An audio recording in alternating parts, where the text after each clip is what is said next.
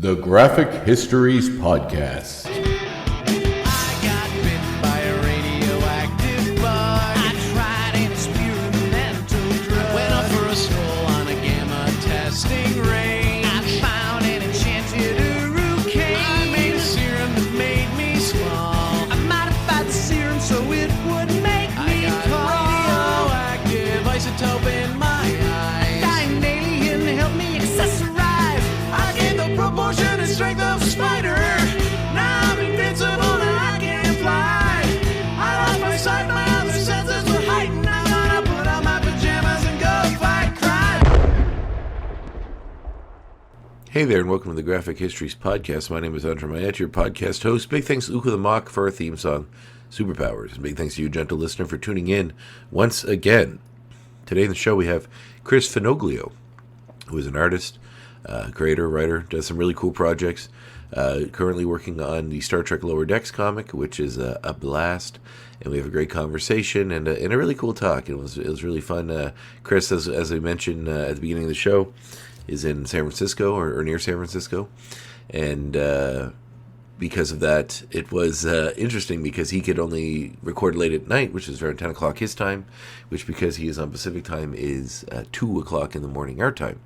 So, I had an interesting night, staying up, doing some work, trying to keep awake. But actually, it was a really engaging conversation.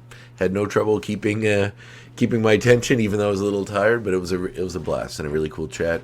And Chris doing some really cool work, and especially on Lower Decks. Now, Lower Decks is a show. I don't know if I talked about it here before, but it's one that I really, really dig. And you can really, there's certain shows out there, I guess ones that are, sort of pay tribute to what came before it, like Star Trek Lower Decks. And in this one, you can really show the pride and the passion and the love for the source material that the creators use, and it really shines through. And me and Chris do talk about it a little bit, but I think it's important that if you are a fan of Star Trek and you really enjoy, what it is and all of it, over the years, everything that's come before, everything that's kind of comes now, and don't get hung up on this and that, and just sort of enjoy all of it, the mythology of it in its entirety, which I think people have trouble. I mean, I know you can't enjoy everything. There's certain shows you're going to like better than others. But when something has such a reverence for the source material, and they do it in such a beautiful way, it really, really bleeds through. So, but yeah, great conversation with Chris, and excited for you to hear that. As I mentioned before, while doing previous episodes, I do record this far in advance. And in the previous episode, I said, well, it's election night now. We were past that. We know what the results were. People keep asking, like, what do you think? Do you feel like you've been punched in the gut? Like, what kind of thing is that? And, yeah, I mean, kind of not surprised. Not happy, but not surprised. And, I kind of have this... I've always sort of approached life in this stoic way, in which it's sort of like, this too shall pass. Do change what you can change. Accept what you can't. And that's sort of where we're at. So, keep fighting, keep doing the good fight. Make sure that the good things, the good people get celebrated, and stay on top where it should be. And just do your best to carry on. That's all we can do. Not that you need any political or life advice from the guy that does a interview podcast that you listen to occasionally. But yeah, you're getting it anyway. So enjoy. And one thing you should also enjoy is this conversation with artist of the Lower Decks comic and amazing creator, Chris Fenoglio.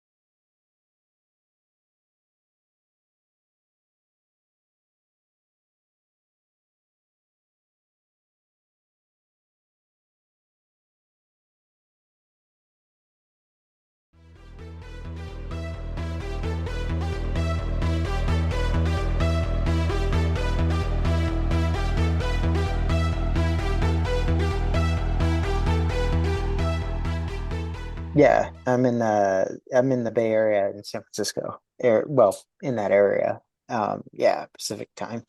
Oh wow. So yeah. Um, did you grow up there, or you're from originally? hmm Yeah, I'm from here, and then it's a long story, but my wife works for the U.S. State Department, so we've done quite a bit of traveling. We've been kind of everywhere. We lived in Algeria for a while. We lived in Oman for a while. We lived in Armenia for a while. And we came back like 2 years ago or something like that, or a year and a half ago or something. Oh wow. Okay. Yeah. But you grew up in San Francisco? Yeah, we grew up I grew up across the bay, kind of near Oakland, Berkeley, that area. Well, awesome. And Yeah. were comics always a thing for you growing up? Yeah, pretty much. Did we already start or Yes, yeah, we're going. okay. Yeah, pretty much. I think I was about 5 or 6 years old when my uncle brought me into a comic book store for the first time. And yeah, it was kind of off to the races ever since. I picked up 2 issues of uh, back then. Archie had the Ninja Turtles like Saturday morning license.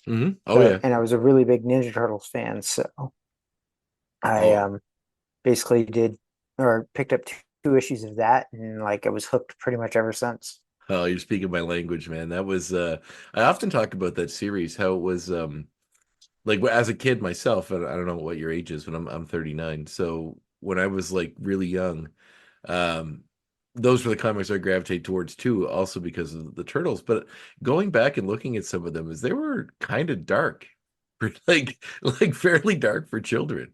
They were a little dark, but also they were really weird. Like the Yeah. show itself was a little weird, but like, I mean, Cuddly the Cowlick, like Yeah. that was super just like Yeah. I don't know. That was a really weird series, and it was so much fun. And like a few years ago, I think IDW started reprinting them. So I bought like the first trade or two, and I was Mhm. like started rereading them, and they're actually, they're pretty good. I don't know. I always really dug that series. Yeah, me too. My brain always conflates the two. Like I had to talk. I was talking to someone about the show, and I was like, "Oh, that big cow that like flew in the sky," and they're like, "What?" And they're like, "We don't remember that from the show." And No, I was like, "Oh, maybe that was just the comics." it Like, was just the comics. It was an yeah, interdimensional cow. It would like eat them and then like yeah. fly them to another dimension. And Yeah, then vomit them up. and And vomit usually them up. usually it was in a world where they had to have a gladiatorial combat very similar to professional wrestling, and they all had Yep. their own personas and costumes to sort of match their characters. And then at one point, Raphael just like wore the black costume and like never took it off again. Oh, Uh-oh, nope, you got sorry, I'm back. unplugged. Yeah, I did get unplugged there for a second. I wheeled over it. Yeah, no, he had that all black costume. Yeah. Yeah. No, that was super cool. But I remember distinctly there was some kind of a backup story in those comics where it was like mute animals, which was like their spin-off kind Yeah, of it was thing. mutant animals or something like that. Yeah, and it was Yeah. oh man. There was like It Man was Ray and Mondo Gecko, Man and Ray, Mondo Gecko. I'm trying to there's like a was it wolf, like a Lugnut and Screw Loose or yep. something like that? The And there's like bat a and the mosquito or yeah, whatever. and there's a wolf, I think, like Los Lobos or something. He's like Mexican, I think.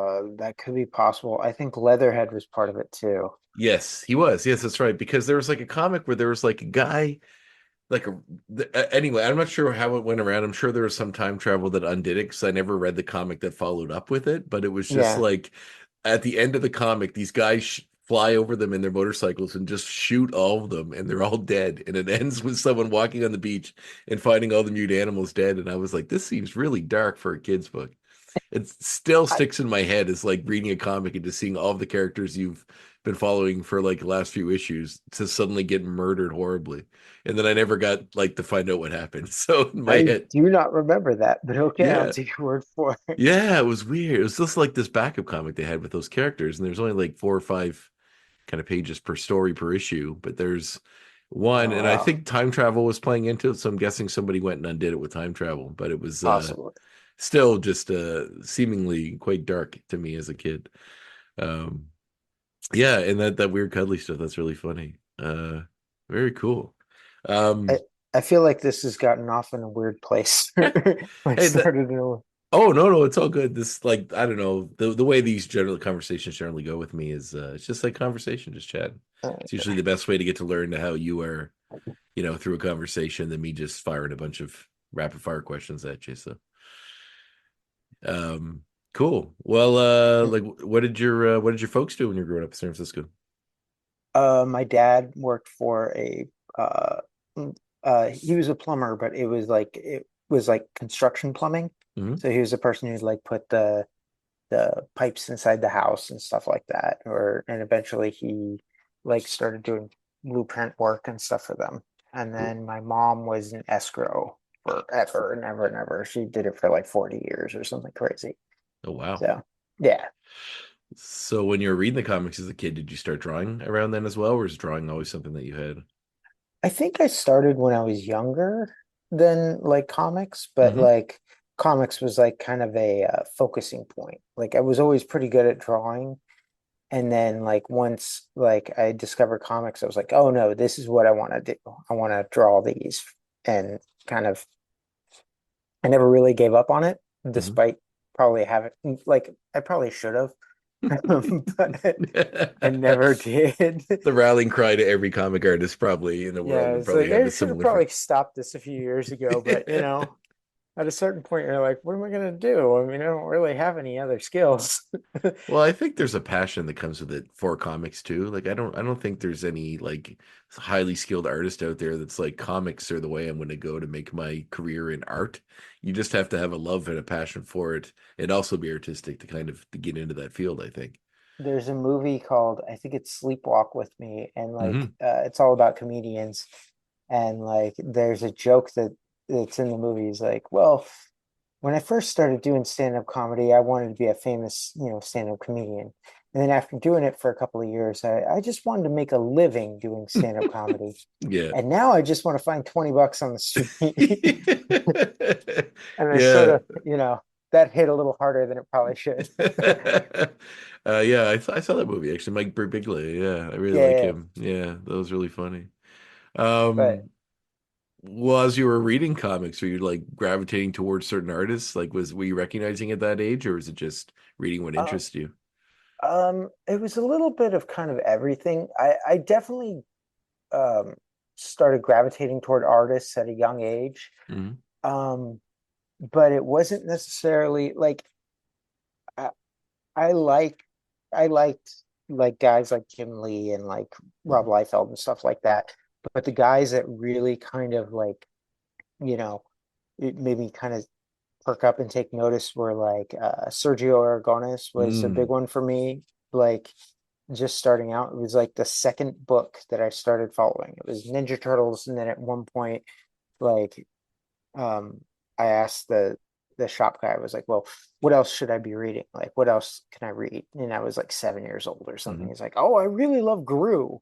And I think he just thought it was a good like comic for a kid that was like funny, but he didn't really I don't know if he really like, thought about like, oh, this guy is gonna try, this kid at some point is gonna try and draw comic books. But like I read it and I was initially like immediately in love with it. I was like, oh, Mm. this book's great. Oh yeah. And then at a certain point, like Sam Keith, like when Mm. everybody else was, when Image was coming out, and like remember the darker Image stuff, everybody was like, oh, Jim Lee or Rob Liefeld or, whomever else, Eric Larson. For me, I was just like, no, dude, Sam Keith, that dude is that like that's for whatever reason, that's the book for me. So like I always kind of gravitated towards slightly weirder things and things that were definitely not in my age range. Like I think I was 10 when I was reading the Max. And Wow. looking back on it, I was like, that is not a book for a 10-year-old. I didn't know it was a book Um, for a 40-year-old. I like I said, when they started re-releasing it, I was going through and rereading it as it was coming, and I was like, what like because I never read it growing up, and I always thought it was very interesting artistically. Like I do a little art myself, but like yeah, I would see the images and just was really taken with the art itself, but knew nothing about the character. I know it had a cartoon for a little while and then yeah. some other stuff, but I never got the chance to see any of that. So, but going through it is not at all what I expected just from seeing images in like Wizard magazine or something. No, it like starts out like the first issue or two, and if you really squint, you're like, oh no, it's a superhero story. Hmm. But then you go like maybe 5 or 6 issues in, you're just like, what the fuck is it? Oh, Yeah. sorry, can I No, no, swear on oh yeah, this? 100%. Okay. Swear away. Uh, What the hell is this? yeah. And like, it's like, I remember there's like 2 pages or 3 pages or something where they're talking about like feminist authors or something Yeah. like that. And I'm just like, I met Sam Keith once at a comic book convention, and like I was signing or something at the IDW booth, and this is when he was doing the Batman Max book. Mm. And so I knew the editor for that book, and I was like, oh man, I really want to meet Sam Keith. Like I'm a huge fan. And so he got me to the front of the line, basically. I went over and talked to him, and I was just like shaking. I was so excited. Like, and I was just like, oh man, I think I'm a better person because I read your comic, and I don't know how or why, but like somehow like your book made me into a better person, like a more like empathetic person. He's like, oh yeah, okay, cool, Really? man. Oh, well, I mean, that's quite a compliment. You just maybe to just be like, all right, cool. That seems wow. Well, Uh, I just think it's just like this really strange book, and like I said, like there's a lot of feminism in it. There's a yeah. lot of like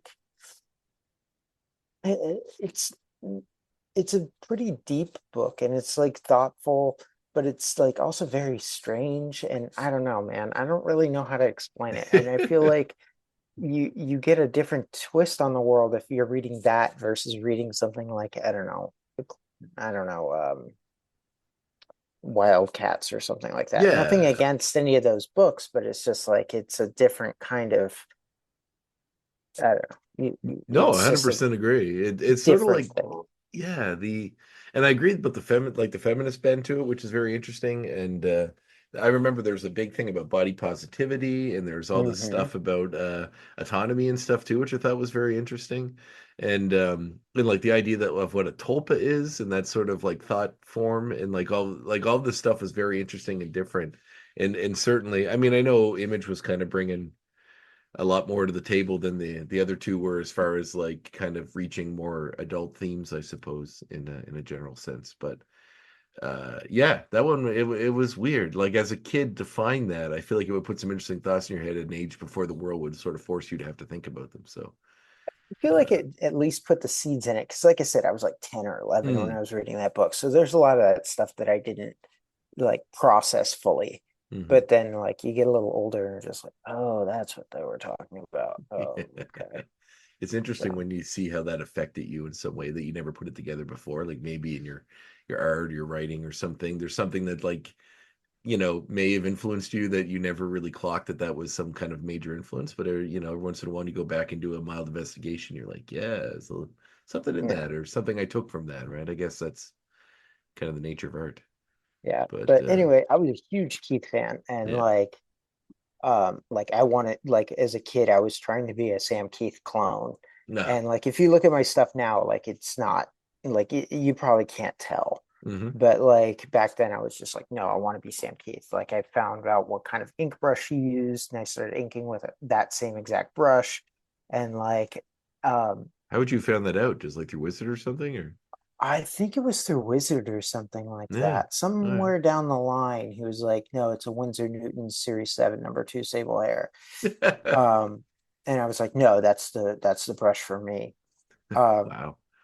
and then he also inked the first Mage series, like Hmm. after issue 6 or something like that. And so that's how I got into Mage, is like, oh, Sam Keith inked this, I'm gonna read it. And then I like that got me into some other stuff, and it's like, I don't know, this weird like kind of, these books are pretty big, but they're also kind of on the periphery. Hmm. They're not the big two books, but they're definitely books like if you're paying attention to like indie comics and stuff like that, like they're pretty important books. Like Mage, Madman, stuff like that, Bone for a Hmm. while. Oh yeah, Bone Although was a big Bone one for now, me. yeah. But like remember when it was first coming out, it was self-published. It Hmm. was not like the Cartoon books. scholastic monster that it is today. Yeah, that's Like, quite a journey, and that like it's when I was a kid, it was like the cartoon books. That was the brand that he was selling them under, Hmm. and you just got the single issues, no color. Nope. And there was at one point, I think there's a huge gap, like a year or two, between when issues came out. Hmm. And it's wild that you can just buy it in the kids section at a bookstore now. Yeah. Yeah, that's cool. But yeah. So like I was always kind of into those kinds of comics, like Mm, the weirder stuff, the kind of indie stuff, but still kind of mainstream stuff. mm, And yeah, I just was like, oh yeah, I want to draw comics, and when I draw comics, I want them to be kind of like this. mhm. And then like, I grew up and all of a sudden I'm like, why won't anybody hire me? I don't understand. Well, when Why you I can draw Spider-Man. Why won't they hire me to draw Spider-Man? well, And then like you get a little older after that and you're like, oh, it makes sense. Okay, that's not what they're looking for. yeah, that's probably a common thing with a lot of art where you're like you have this very specific, you know, discovering what exactly the big companies are looking for is kind of different than exactly, they have these weird benchmarks that I'm sure you probably don't really know until either someone tells you or you're rejected enough to figure it out. Yeah, that's kind of what it is. It's Mm, it's like, when you're first trying to break in or first trying to do stuff, it's just so hard to get that portfolio together and get mm. like a collection of work that even looks sort of consistent. And they're like, oh, well, if you want to draw superhero comics, like you need to show editors superhero stuff. And I'd look at my portfolio. I'm like, I don't have any fucking superhero stuff. Why? But why aren't they hiring me? They should know I can draw superheroes. And it's like all these like comics with like little kids and like things like that, and, like robots and weird stuff. And I'm just like, oh yeah. Like now, having been in for a while and like worked in the industry for a while, I'm like, of course they didn't hire me. Like, It is kind of weird to me as like because it's not just comics. Like I feel like film is like that too. Like these mhm. executives think that like if you do one thing good, that's all you can do. Like, if you do some movie about trains, then suddenly you're the train guy. And if you just as a director, it's like if it has a train in it, you had this guy did a train movie, so he must be the expert. Or like if you acted in some movie where you're really good as a killer clown, then all of a sudden you're just the killer clown and everything. Like it sort of seems like you really have to like take some risks to show that you can do some other stuff and maybe do like a lesser thing to just show them that you can do it in a way that's like strange to me because you would assume if you've ever achieved any kind of level of either art or an actor or with your art itself, you can say, well, look here, they obviously have skills that can probably, stretch wider than the just the one thing I'm looking at right now, but they don't seem to be. It's pretty myopic, it seems.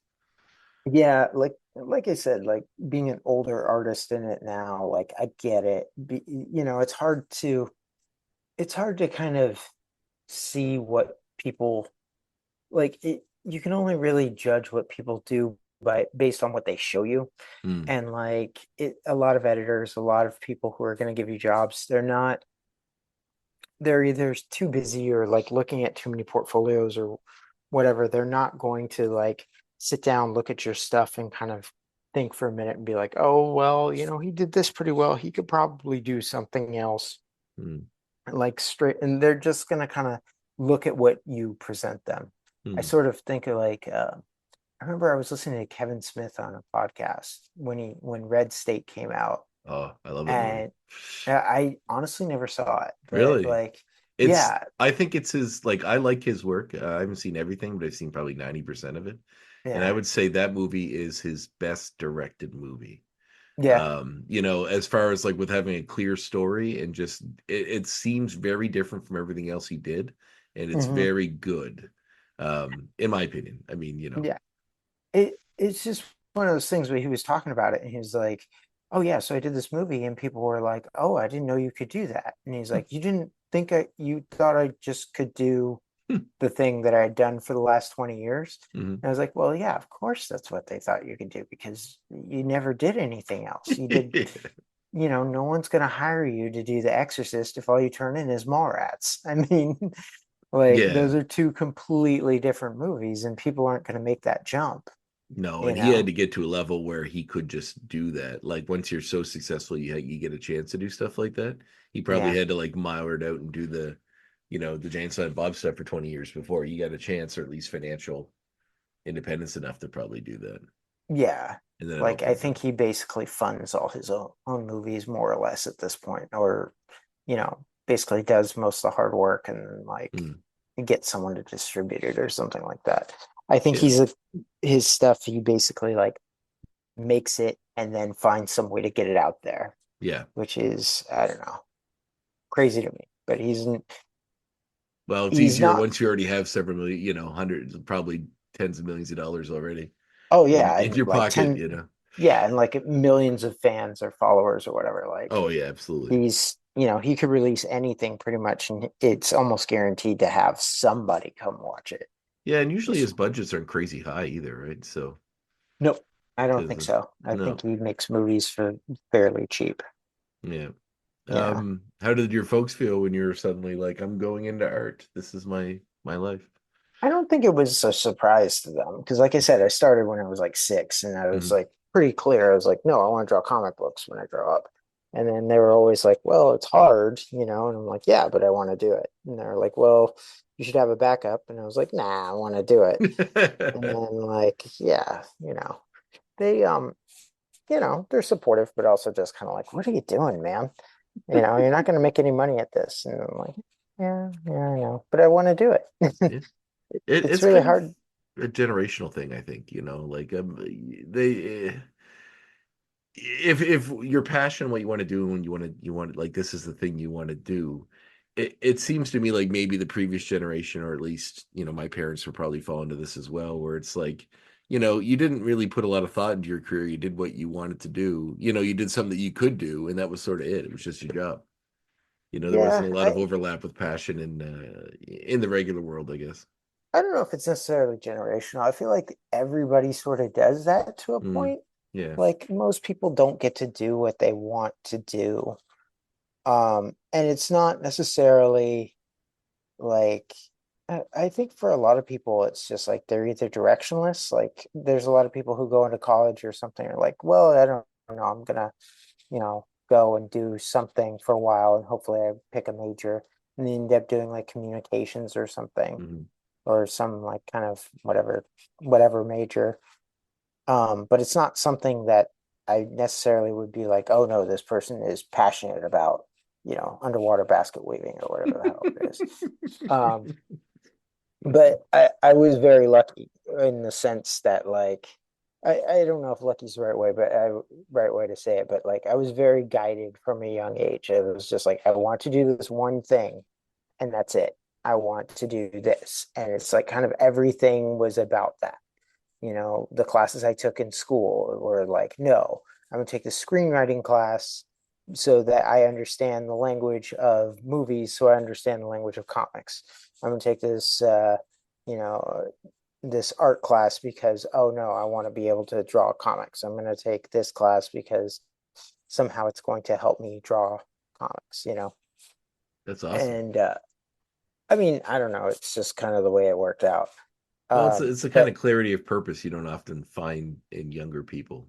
Someone's just like, I want to draw someone to do, but not a lot of them have the foresight to take the steps early at an early age anyway to understand that. It's just like I'm just going to draw and that's it. But then later you realize, oh, I should focus on this or that or learn this sort of stuff. And it seems like at a younger age than most, you kind of figured that out. Uh, I think it's kind of like a double-edged sword though, because like I'm also giving myself more credit probably than I deserve. Because like there's a lot of times where it's like, oh, I was just goofing off, but I really should have just been drawing. Like I Mm, could have done more earlier if I had just had the right headspace for it. mm. Um, like it took me forever to like want to write my own stories or put my own stories out.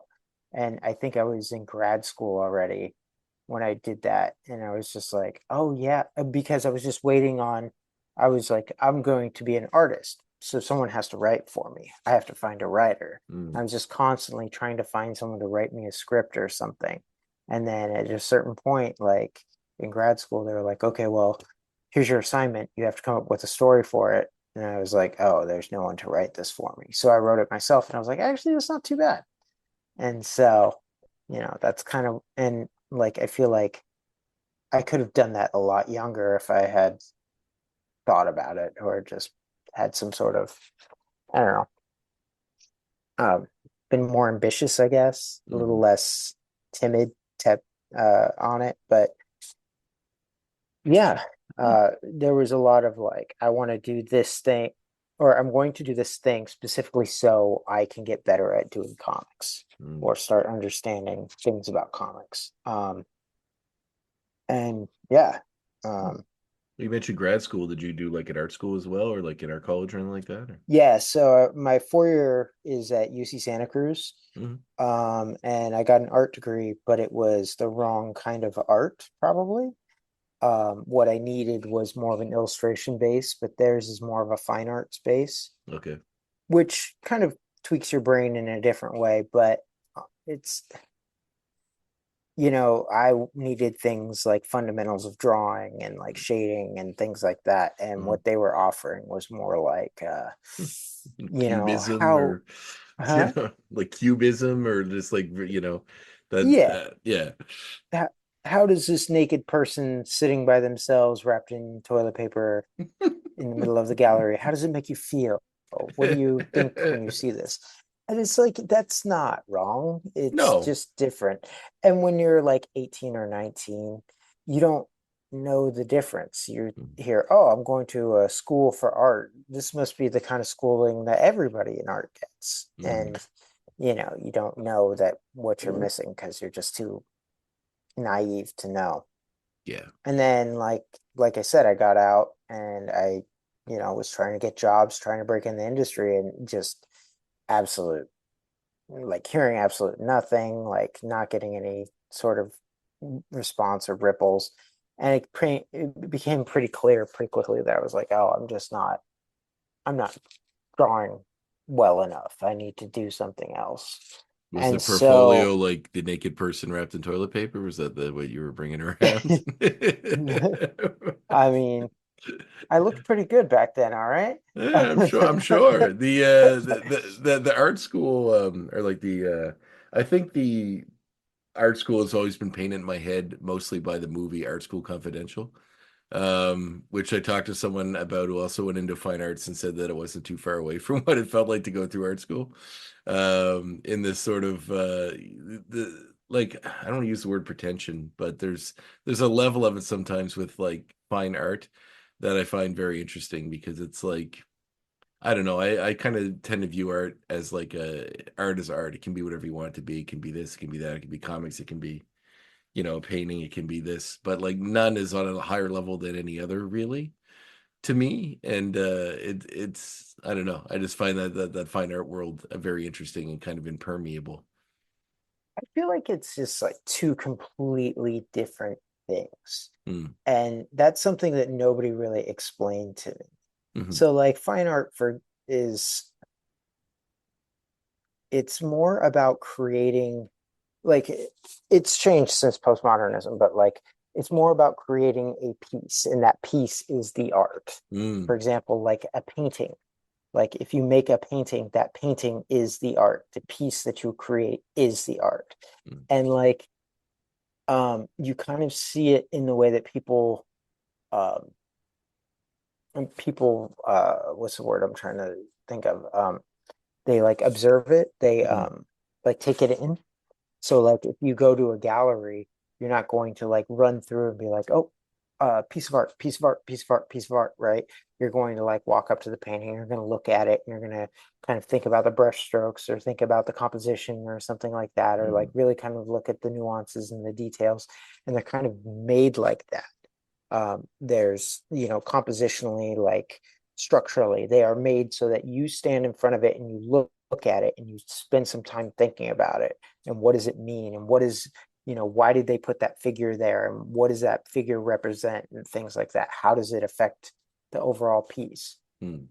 And that's not to say that something like illustration or comic art doesn't do, but think about the way that you now read a comic book. Oh yeah. It's very, especially the first time you read it, it's very rare that you're going to stop and really um, pay attention to every nuance of every panel. Mhm. Illustration art has to be fast. It has to be like you look at the image and it has to make immediate sense, you know, in order for the story to work. The way I used to explain it when I was teaching was like, if someone has to stop and think about what they're reading, you've lost them. Mhm. They're out of the story. They're now thinking about how they're reading the story, or, you know, what they're supposed to do next, or something else. They need to be able to go through each thing and just keep the flow going, because the overall narrative is more important than one single panel. Mm. And that's sort of my takeaways. Like fine art in terms of like painting and sculpture and stuff, like not necessarily naked people wrapped in toilet paper. Um, but it's longer. It's like something that you kind of stare at and you consume it over a long period of time. But illustration art, it's immediate. It's something that you consume quickly, and it needs to tell you a story before like you even realize that you're being told a story. Mm. Because where is it found? It's found in like comics, it's found in advertisement, it's found in things like that. It needs to punch you quickly, and Yeah. you need to get the point of it across quickly. Yeah, I And like that. that's what I think is the big difference between the two. Yeah. Um, I never thought about it quite on that level. I like that. I think you framed it in a really succinct way, in the way that it's like, um, you know, it has to be easily digestible. You need to be able to fly through it. And not to say yeah, that there aren't people that, like Alex Ross versus exactly. somebody else, like obviously there's some place where the worlds overlap, Oh but yeah. it still has to work in that manner, regardless of how much detail you put into it. And that's I don't know. I feel like I don't want to put like what's more difficult or what's harder than anything else, but it's pretty difficult like to storytell in a way like that and combine those two mediums. And Oh, I sure. I feel like the fine art world has embraced comics more than it used to. Oh, yeah. And now when you see art gallery things about like Dave Gibbons art or something like that, but even the I way the art itself back in the day was sort of like a lot of these artist editions that come out that show you like all this stuff. I remember I was looking through the Watchmen Dave Gibbons one. I have a few of them, and at the beginning he even notes how like he sold some pages for like hardly anything back when he needed money, and like that he managed to track down some for this collection where they scanned the original art pages, but a lot of it is kind of lost or hard to track down, and it's kind of like you realize even the artists at the time were like, well, it's just yeah. not putting into thought about what this could mean somewhere down the line. It's just a job. Yeah.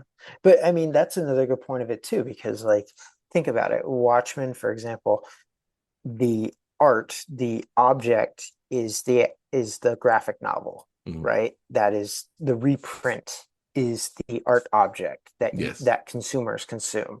So like you look at the artist editions, quote unquote, there's tape on them, there's whiteout on them. Hmm. They are not made to be consumed at that level. Hmm. Like there's still process, it's just a piece of Yeah, the yeah. process versus like, a painting, by I don't know, some famous painter, name a famous painter, like a Rembrandt or something, Hmm. like that is a complete piece. Like you're not Yeah, going to like he didn't expect someone to make a poster of it. yeah. He made a painting and that painting is the piece. Yeah. Yeah, no, that's So great. Yeah, no, that makes perfect sense.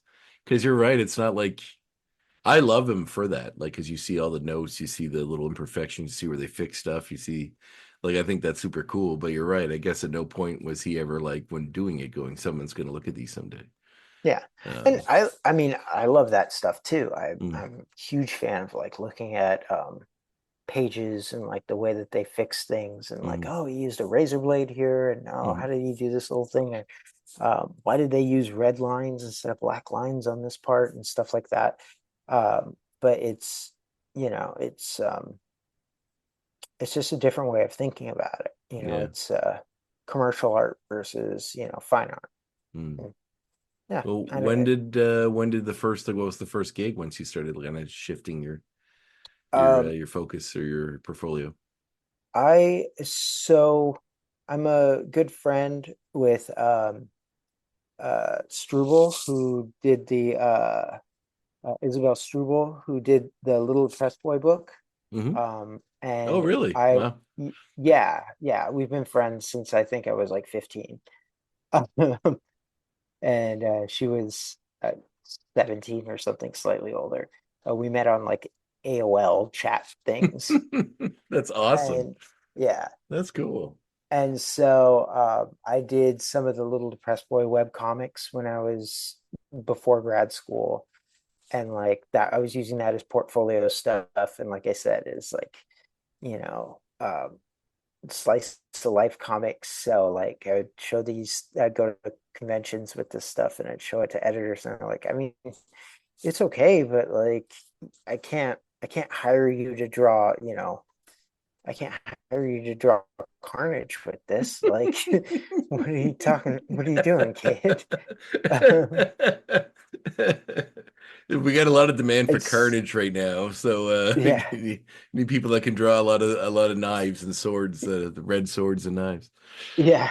And here I have this rag doll like walking through the snow. I'm like, what do you mean you can't hire me? I drew that snow really well. Look at that tree. It's a badass tree, man. Anyway, so after that, like I was working as like a in a vineyard for a while and Oh like wow. doing some graphic design stuff. And eventually I was just like, yeah, I can't, I'm not getting where I need to go. And so that's when I went back to grad school. And then after grad school, I put together like a more real portfolio and I started getting coloring work actually. I first got like a lettering job for a small book through Action Lab. And then the editor was like, oh, do you want to try coloring something? And I was like, okay, sure. And I tried coloring something. And I thought it came out okay, but they never released it and never paid me. Oh, Um, yeah, not a huge fan of Action Lab, yeah. honestly. I can't say I blame you. Yeah, that whole place can just burn on a fire, in my opinion.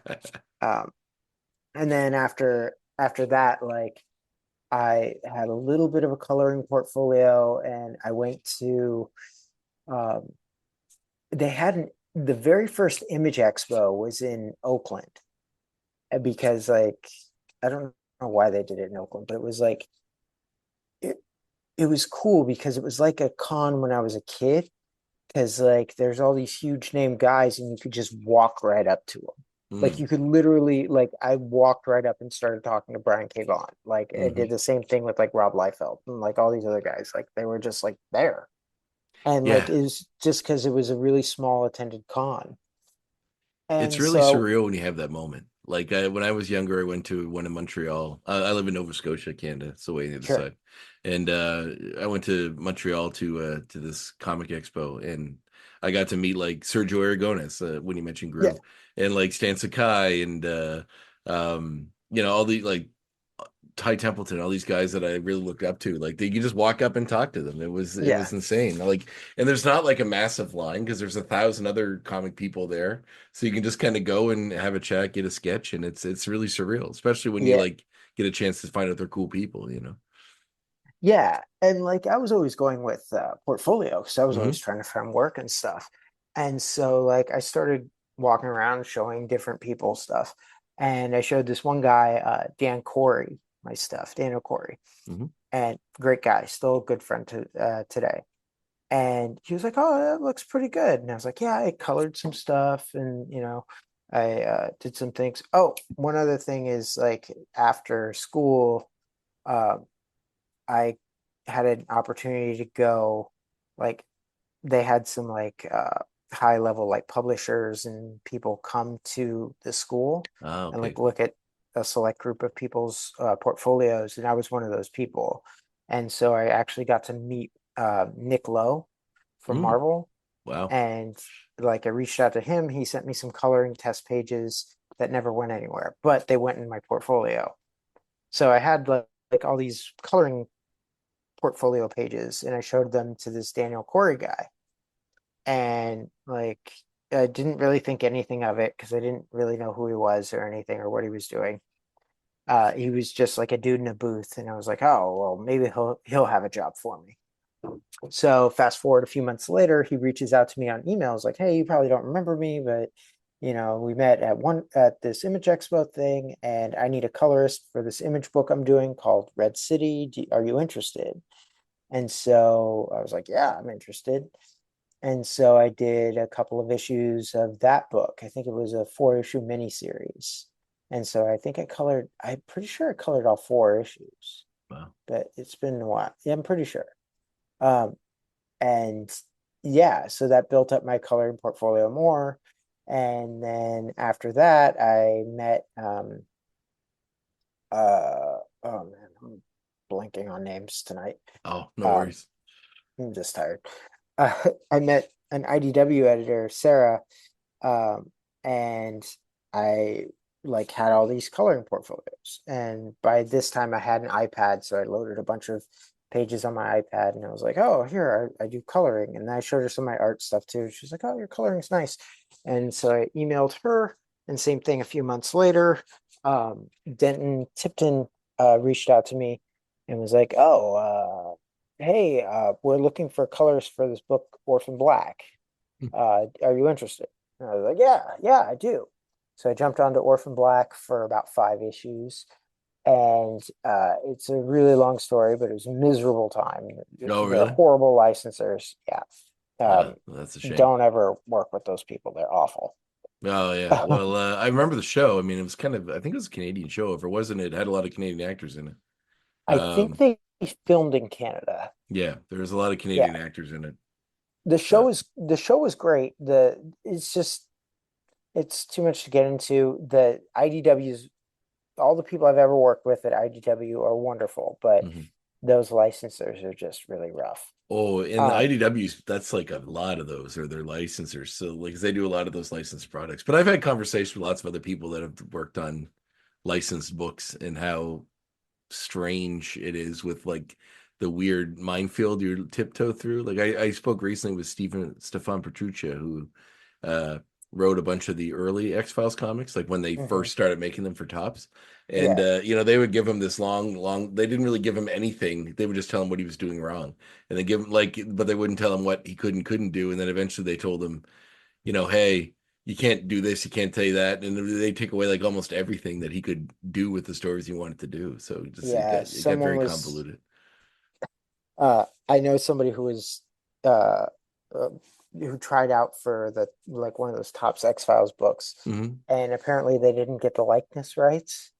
And so Oh. like he drew um, you know, Fox and Dana or whatever, Mulder and Scully, like slightly differently than what they really look like. And Hmm. apparently, uh, who played Scully again? Gillian Anderson. Gillian Anderson. Her people came back and were like, "Yeah, we don't like this artist because he doesn't draw the not Gillian Anderson Scully pretty enough." Wow. And so I don't think he got the gig. Wow. Yeah. That's insane. I don't want to say who it is because he's still really active in comics, but Oh, yeah. that's fine, but He that's told me that story and I was like, insane. "You're fucking serious?" He's like, "Yeah." It's like the fact that Ernie Hudson like auditioned for the role of to do the voice for Winston on the Ghostbusters cartoon, and he didn't get the It job. didn't get it. Yeah, Yeah. like that's ridiculous. Yeah. You're not It's just Winston enough. yeah. Wow, the non Gillian Anderson woman is not pretty enough. That's hilarious. Yeah. Wow. And so they were just really rough licensors, Hmm. Orphan Black was. And then so I quit after like 5 issues. I held on as long as I could, and I was just like, I can't, I'm not making any money. I only am coloring this one book, which is, I mean, I was making about $50 a page. So, Hmm. I mean, a whole book, I was making $1,000. And Hmm. I'm just like, yeah, I can't live on this. Like, I'm No, fucking dying. And especially the amount of so, work that goes into that is insane. yeah. Yeah. But at a certain point, like, while I was working on the book, I took two of the pages from the script and I drew them. And then I sent them to the editor. I was like, hey, just so you know, I draw also. And this is what it would look like if I drew something like this. And I think he liked it, but he was like, it's a little too cartoony for obviously Orphan Black. Mhm. And, I don't really have anything that would work for this right now, but it's good to have you in my back pocket. Mhm. And then, like, a few months after I quit Orphan Black, and I was like, I'm never gonna work in this town again. Like I'm just done. Like they expected more of me, all this other stuff. But really, what I didn't know is that like the editor probably felt really like he. I talked to him later about it. He's like, yeah, I felt awful having you on that book, having anyone on that book. Like I felt guilty. And so an opportunity came up to do a young X-Files series where like Mulder and Scully are 13. Oh, And okay. yeah, it was I called was looking at X-Files. your bibliography or your bibliography there, and I was like, I was wondering how that fit in with the X-Files. So that's cool. So X-Files Origins. And he's like, do you want to draw this? And I was like, I don't know anything about X-Files, but yes, I very much do. And so I did that book, and then from there I went over to, I mean, without getting too deep in the weeds, I did a Goosebumps book for them, and then like that merged to something else and merged to something else, and eventually I got to Star Trek. So Yeah, and you were yeah. a fan of Star Trek. I see, it Oh, listed in. I was a huge Star Trek fan. Wow. Yeah. Like I mean, like I said, I was not at all an X-Files fan. I tried watching it when I got the gig, and I was like, I can't watch this. And I got like 5 episodes into the first season. I was like, I can't, guys. I just can't. Um, Well, what but was the turnoff? Is it just like slow? Was it I the style think of the show my itself? I watched first. I don't really like scary things that much. Ah, It doesn't do it for me. mm-hmm, And I know that the series gets better as you go along, mm-hmm. but if you're not that into the series, like it's hard for me to I think it's hard for anyone to be like, yeah, just hang on through the first two Oh, yeah, seasons, that's the and worst. season three is way better. That's the And it's worst. It's like, like if the show can't get me in 2 seasons, I'm not waiting around for the third one. I'm sorry. well, especially if it's like a 1990s TV show where they're doing 26 seasons.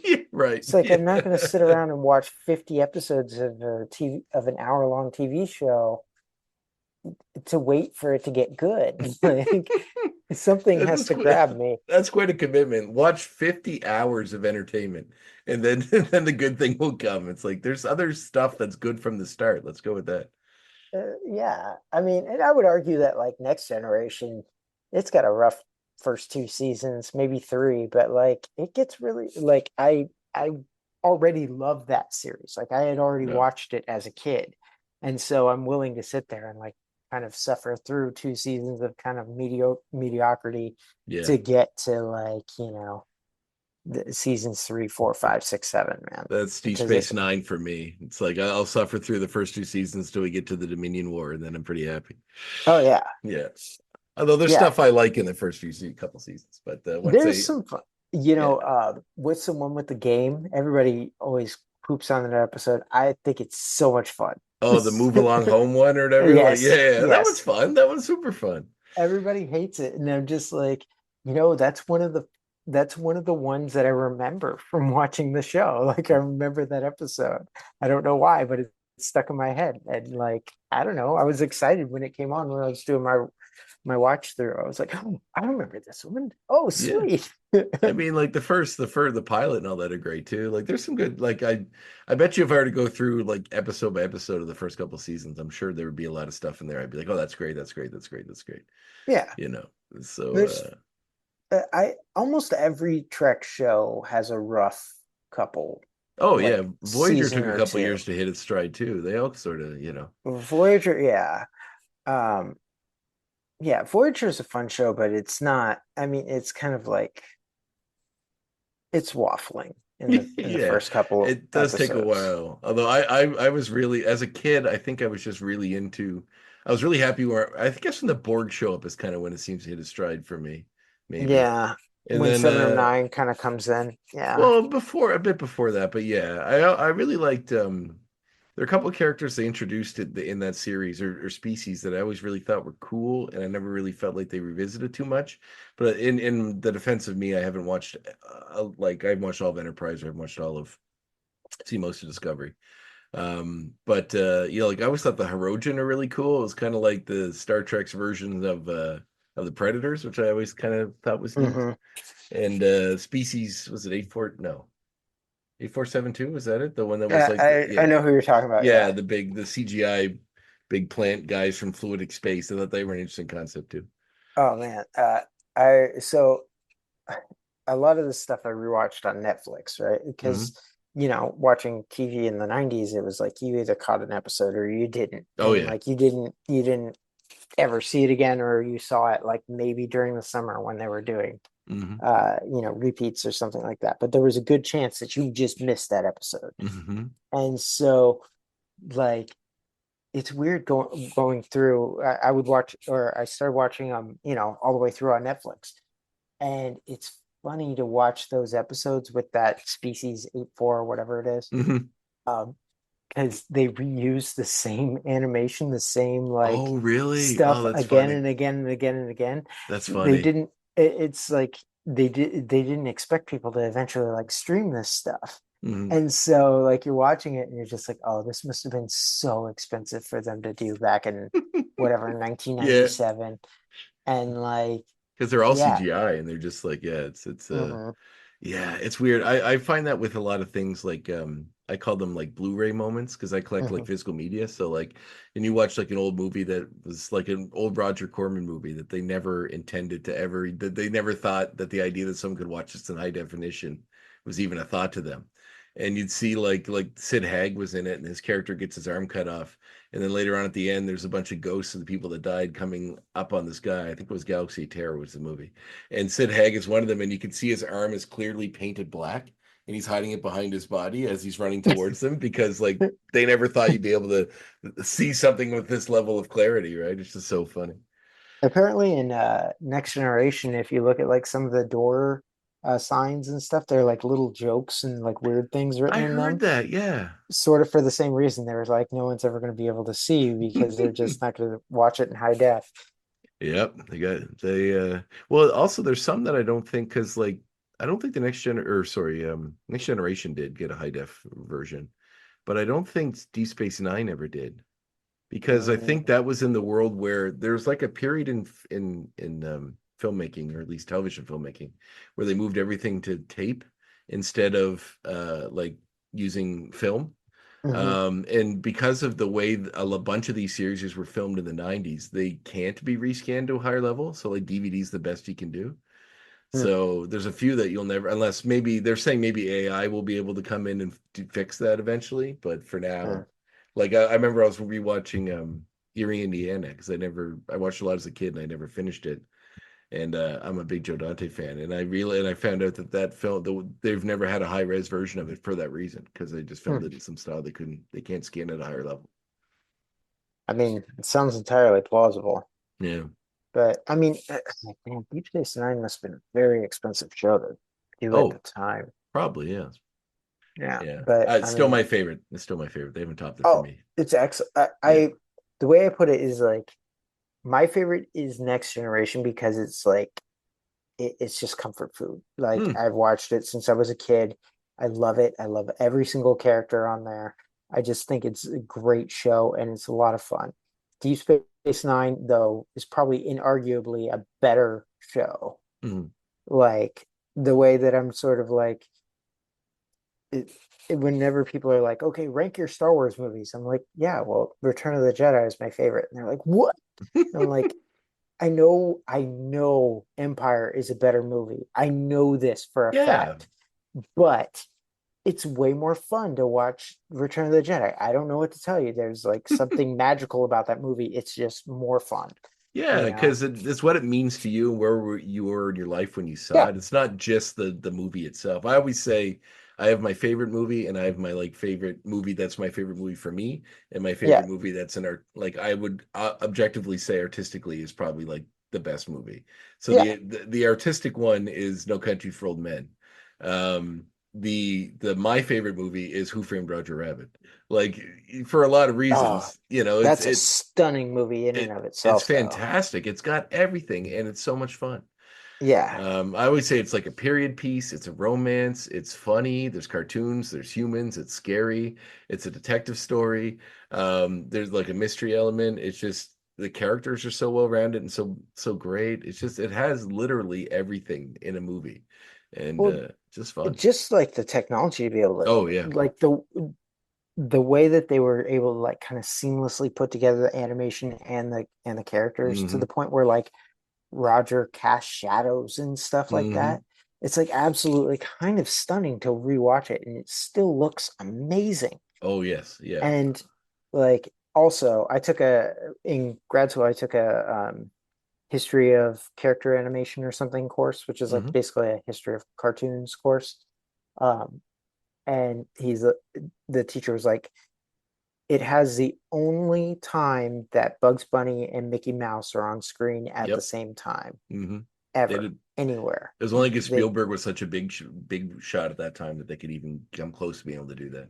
Yeah. So No, I mean they'll probably almost never do it again unless it's like some sort of, I don't know, something has saved the children or something. it's like that weird cartoon. I don't know if you remember this weird cartoon they did like in the 90s that was like supposed to teach kids not to do drugs, and they had like Oh all no, the I we recorded it off of TV. oh yeah, Like I yeah, had it on VHS. We recorded it off of TV on VHS, and it was awesome. It had the Ninja Turtles, had the Muppet Babies, yeah. had it all, man. Garfield, the Ghostbusters, everybody was in it. And I thought it was so funny that George C. Scott was the voice of the like the ghost or the guy that was trying to convince him to do the drugs, the weird smoky guy. Oh yeah. Yeah, it's like it's so weird. Some friends showed that to me recently because I'd never seen it growing up. So I only had like really basic channels where I grew up in this kind of rural area. So I only got like I got turtles, but I didn't get these crazy special like Muppet Babies or anything like that. Oh man, So I kind of want to go back and watch it, but it's it's on been, YouTube. You can watch it all on there. It's easy to oh find. god, Yeah. I'm sure it's special. It almost made doing drugs seem cool. I don't know if it was like the others, like I don't know if it had the intended purpose, but you're like, oh, the drugs don't seem so bad now. They seem like this guy's having a good I time. mean, I don't know. I probably watched it like 100 times, and like I was never a big drug guy, so Maybe it worked. it worked on me, I guess. Well, what was the I guess coming into to being able to do a Star Trek book, you're working on the Lower Decks book must have been as far as like finally achieving that goal of doing something involved with your, something you love from childhood. It must have been quite a moment to get that call. Oh, absolutely. So like when Lower Decks was coming out, I was on another podcast and I was talking about this. Like when I first saw the promo for it, and it was like the first whatever 5 minutes of the episode where she cuts Boimler's leg with the batleth. Yeah, right, And, yeah. and I remember watching it and I was like, all right, this seems fine. I don't know. And like I was worried it was just gonna be like Family Guy in space or something Mm, like that. And like I remember watching the first episode or two and I was like, oh no, this is awesome. This mm. is really great. And like so um at the time my one of my Goosebumps editors was actually the main editor of Star Trek. And I just cold emailed him. I was like, hey man, um, if you guys ever do a Lower Decks book, I know I'm not presumptuous enough to be like, no, give me the book, but let me at least try out. Mm. And he was like, we're not doing anything with this right now, but we'll keep you in mind if something comes up. I'm like, okay, great. Fast forward 3 or 4 years later, um, I did a Star Wars issue with Heather Antos, who took over the Trek license stuff. Nice. And she just like kind of put it out on Twitter. It was like, who do I know who loves Star Trek? I was like, me, I love Star Trek. And she was like, oh, do you want to, put together some stuff and we can try you out? And I was like, yes, yes. So I drew some like character sketches of I did one of Michael Burnham. I did one of Saru. I did one of Cisco. I did one Nice. of uh, who else? Picard. And I sent those to her. I was like, oh man, huge Star Trek fan. I don't know if I'm gonna get these, but I kind of repeated the same thing. I was like, hey, if you guys ever are gonna do anything with Lower Decks, let me try out. She's like, why don't you put together a few more sketches, huh? Why don't you like two more sketches? I was like, really? She's like, yes, put together a few more sketches. So I was like, okay, great. And so I did one of Mariner and I did one of Boimler. And I guess because we had like such a good working relationship, and I knew her kind of, just through friends, and like we had a really friendly relationship. She lobbied really hard to get me on the series, Oh wow. and yeah, and they were like, okay, this guy can do it. And I was just like in heaven. I was like, yes, I want to do this series. And then she was like, by the way, Ryan North is writing it. And I was like, really? She's like, yes. And I was like, cool. And then Yeah, he's like, almost perfect as a writer for that series. oh yeah. And It like once I started getting in scripts and stuff, I was like, oh no, this guy, he gets it. It's not just like Ryan North trying to do a Ryan North Star Trek series, mm, Star Trek Lower Decks. It's like, no, he's doing Lower Decks, and like he gets it. He gets all the characters. He's writing in their voice. Like everything that they do is absolutely perfect. And so, yeah, yeah, yeah, that's I awesome. was really happy. Like I'm very, very happy that I got to work on those books. I And understand what you were saying about the show because I when I saw the ads for it, it looked very Rick and Morty to me, and I'm like, are they just gonna yeah, try to? Because I'm a huge Rick and Morty fan. I'm like, is this just like a Star Trek Rick and Morty sort of take? But you're right. There's like obviously it's not just a let's do dumb humor. They're like the sheer level of how deep they go into like Star Trek history, the things they mhm, bring up, the characters they revisit, really obscure stuff you never thought you'd see again. Obviously I geeked out when they went to Quark's Bar in that episode and they did had a whole kind of DS9 sort of tribute episode a little bit. It was great. So yeah. But it's just like, I mean, there's a lot of the same like empathy that goes into the Star Trek mhm. stuff, and like they built an actual Star Trek show. It's funny, and there's all those deep cuts and stuff, but it still has kind of like that ethos that Star Trek has always had. Mhm. And I don't know how they did it. It's like some sort of magic that they were able to make this thing work. But I I don't know. When people are like, I don't like Lower Decks, and just like, what is wrong with you? Yeah, yeah. I know it's kind of like I don't know what your opinion is of the Orville, but I felt like that as well. I'm like I don't know how they managed to capture like there is still some of that goofy Seth MacFarlane humor in there, but there's like a level of like the really human social commentary parts of like Next Generation and Deep Space Nine that really seem to bleed through sometimes for me. That is kind of Oh, like recapturing some like nostalgia. This is the show I remember watching as a kid feel, which is really hard to do. So yeah. yeah. I recently rewatched, or not rewatched, watched Orville for the first time, Mhm. and I really liked it. Uh yeah, I actually think it would do better not to have any of that silly goofiness. I think that's like the weakest stuff in there. Yeah, I agree. Uh but I get why they do it. Like Mhm. it it's really hard for me when I'm like watching things about Seth MacFarlane. It's like the creator of the Orville. I'm like, what the fuck are you? Just did Star Trek again. Yeah, Come on, man. yeah. Creator of is doing a lot of heavy lifting there, man. Yeah, yeah, that's true. It does when something is so obviously inspired by something else, it's pretty hard to be like, yeah, it just came to me in a dream one night. I thought about Yeah. this. Yeah, I And just I feel like if you sat down and were talking to Seth MacFarlane about it, he'd just completely own up to it and be like, yeah, of course. Oh, of course. I But don't at the think he same, would think. I mean, he can't. The aesthetic of the show is even taken right out of like the Next Generation. yeah. Like it's yeah. And it's pretty obvious that there's like a lot of characters that are kind of like one for one. Like what's the robot's name? He's pretty much Data, more or Oh, less. Isaac.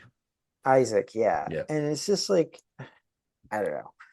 But it's Well, even his whole origin story, or not his origin story, but it's like when they go to war with the species and they explain why they became the way they were, because they were just sort of turned into a slave race by these sort of disinterested, jaded, society that just relies on robots to do everything for them and show them no respect at all.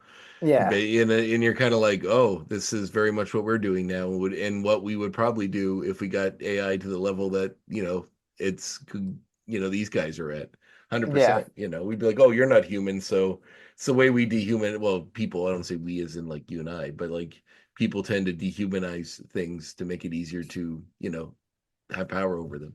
I always Uh, say thank you to Siri and always ask her please. Ah, for good. that very reason. When when when the robots come, you will be spared. I don't know about spared, but Maybe a quick maybe death, but killed second to last, something like that.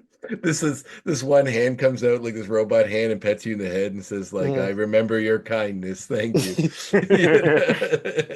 Hey, Yeah, hey, baby, you want to kill all humans? yeah, yeah, baby, yeah. Kill all humans. That's great. Awesome. Well, what's next for you? What are you working on now Right that you can now, say? nothing I Oh, can okay. really say. I finished another graphic novel earlier this year, um, that will probably not have too much of a crossover audience. Mhm. The way I explained it on Twitter was like, you're not gonna expect what I'm doing next, but when you see it, you're gonna be like, yeah, that makes sense. Excellent. But yeah, that's kind of what I got going on right now. And then after that, I don't know. We'll Like see. I'm envisioning a dark horror take on the Muppet Babies. Maybe is It that is close to? not. It Okay, is damn it. possibly about as far away from that as you can get. Okay.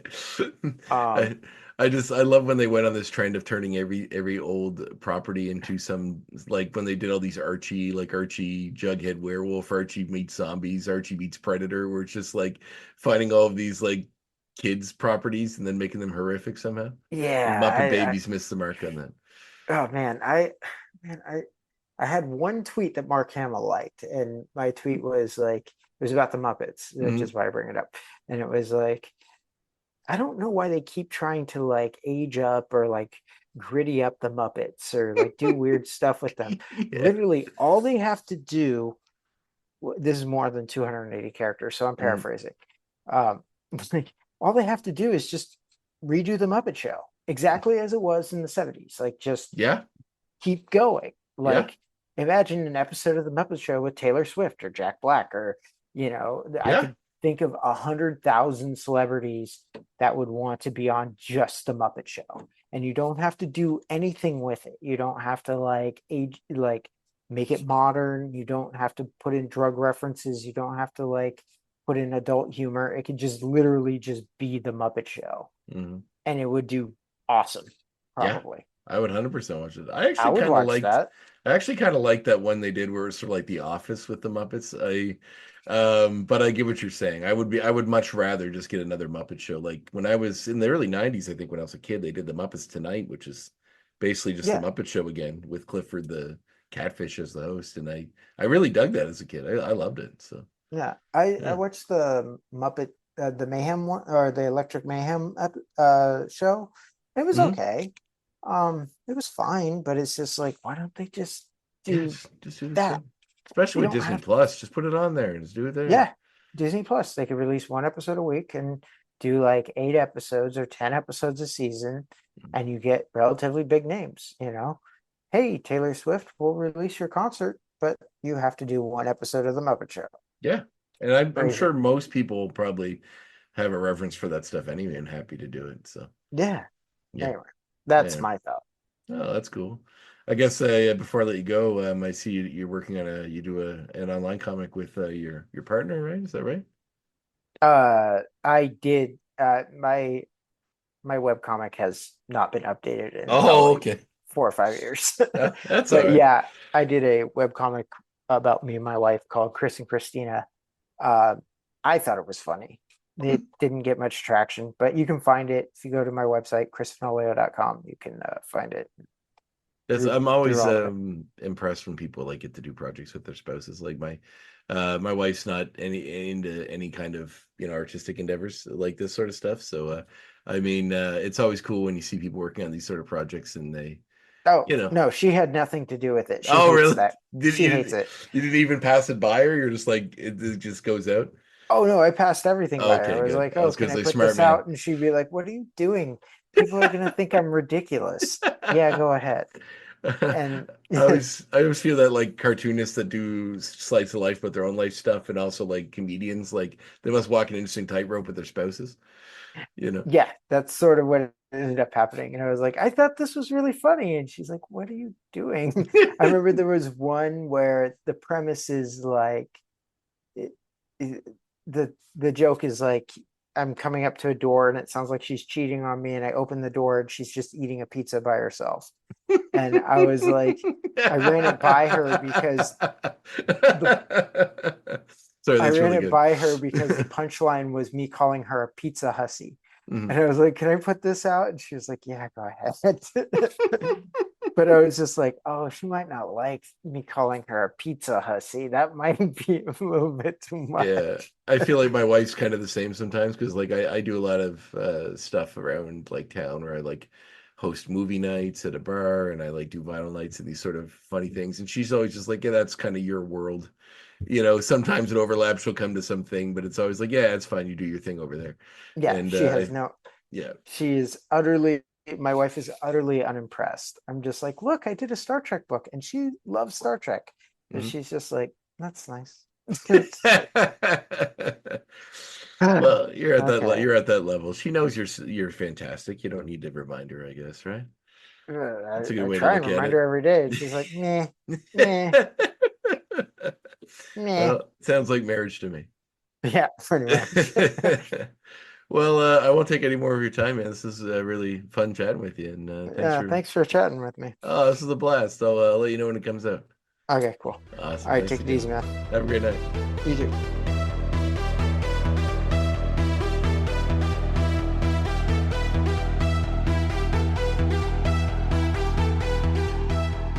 There it is, my chat with Chris Fenoglio. Great chat, great talk. Chris, a really cool guy, and we have a great conversation. And I hope you enjoyed it. I really did. Like I said, it was like, I don't know, a little over 3 in the morning when this wrapped up, but it didn't feel like it. I was kind of jazzercised. We had a great conversation about art and creation and all that sort of stuff, and it was a blast. So, very happy to have Chris on the show, and I appreciate him making the time to be on it. And also thanks to Guest Acquisition Officer Davin for getting that one. So thanks, Davin. I know you're probably listening as you listen to all the shows, so I appreciate that. And you, my friend. And also you, the fans. So thanks for tuning in. I really appreciate you guys listening. And yeah, be sure to tune in another week's time for another fun-filled episode. I'll let you know on social media who that's going to be. A few irons in the fire, just never sure. I've been burned a couple times from announcing it before I recorded it, and I don't like to do that. So let's just all find out together in a few weeks. So, well, a few weeks for me, next week for you. All right. In the meantime, stay safe, have fun, and go read some comics. Also, get into that Christmas shopping is probably time. The Graphic Histories Podcast is a proud partner of the United Federation of Podcasts.